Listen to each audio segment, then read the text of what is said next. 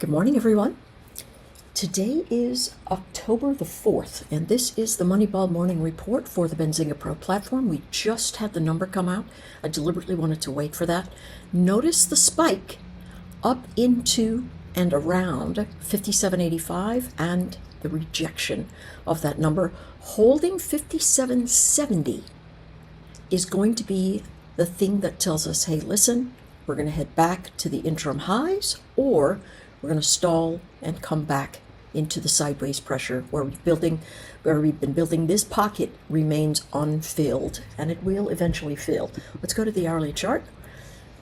We can see from the hourly chart that our shading shows that we moved right up into either the Europe Open or the US Globex Open of the market before retracing down. Look at how tight value area high and low have become. This is a range break, folks. So my thought is that collapsing into this range is going to find buyers. So today I would like to look. If it doesn't, I think that would be pretty unusual. I suspect today is a buy the dip day. And so what we are going to look at from the dip would be anywhere as far down as 57.50, where there's a huge gamma line, or the value area high, 57.65, or the number I just mentioned while we were looking at the daily chart, 57.70, at which point you can see buyers are trying to hold it. But this has been 1, 2, 3, 4 days just about in a range, and then the range break. So today looks like a really bullish day. I'd be very concerned about doing any selling unless we're up in these shaded areas that we can see to the north. So mark those down and then put an alert on it. I would like to wait for the fade before going long, but if you do it, just realize it could be a scalping event, because the traders love using the range expansion of value area high-low into 1.618 and potentially 2, and they've done that, so it could fade. But my thought is dip is a buy zone for continuation. It looks to be a very bullish day ahead.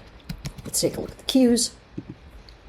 Daily, same sort of thing, same sort of bounce off of the POC on the day. It's still inside of the daily value area high, and so that is, let's collapse that list. That is something that tells us, listen, potentially we're range bound, still a little bit weaker, but buying the dip seems very appropriate. As we go to the 1 hour, we can see, the same amount, 1, 2, 3, 4 days. Look at how tight the value area is as of this morning, rocketing right out into the shaded areas of early in the week. This is a place potentially, if you bought the dip, you would be saying, listen, 20,174, I need to take some profit. If it comes back down into 20,040, that's going to be the sweet spot and should grind higher through the day. This is my expectation, is that this is the wall of worry on October the 1st that just collapse. I think we're just going to walk right back up it. So watch those lines for your buy the dips. For YM, which has become my trading vehicle of choice lately, value area still very wide, right? But again, showing us, we can see all the shaded areas from the early in the week. It's higher and higher we've been holding on these hourly formations. The day, we look a lot like the others. I think there's room to run. Here's the rub. If we crash into 42,560 and we don't crest into these areas here, we should reverse. Sorry, let me close this. I actually have a trade going. So that area was the nice breakaway formation. Earnings or the job employment report pulls back a little bit, and then we were able to bounce right off the floor of this area and move to the north on the very tight time frame. Sitting at the value area high, though, says, place to take a little profit. It could rise, but because this is negative and this is flat, a fade and then a bounce is more likely as we run up into these higher areas with the 1.618 and this zone at 42,068 being the top of the range for the day. The entire day looks bullish to me at this juncture. When will we be wrong? If it falls into the compression zones of prior days, we have to wait for it to catch a bid before heading to the north. But everything looks significantly bullish, and everything is pointing to those higher edges. My thought is, while I'm doing this video, I want to take profit where I can see it. All right, let's go. Whoopsie. Let's go to SPY. Right, yesterday's 8 a.m.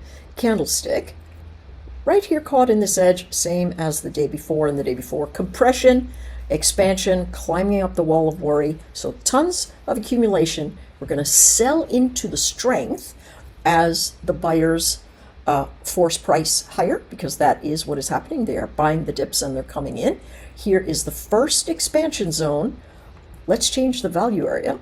Look at how much wider it was yesterday than it is today. So we're going to move it down.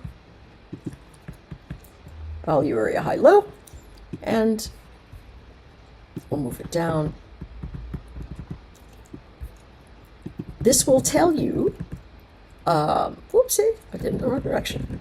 This will tell you price compression and what's going on with what the value areas have been doing. And they moved down, got very, very tight. And when that happens, we see these beautiful expansions, and they tell us to go long rather than shorting the top of the range. It is a breakout formation today. 572 to 574, I suspect, is the top. I don't expect new highs, but I would like to see a fade back to value area high at 569 to pick up a long. That would be nice. Start getting concerned about longs if you step below the POC, the point of control, and don't immediately recover it. Have patience today. Let the trade come to you, and don't be concerned that you missed part of the move. That's all right, okay? Just that you are positioned in the move is the most important thing to note. See how wide that value area was yesterday?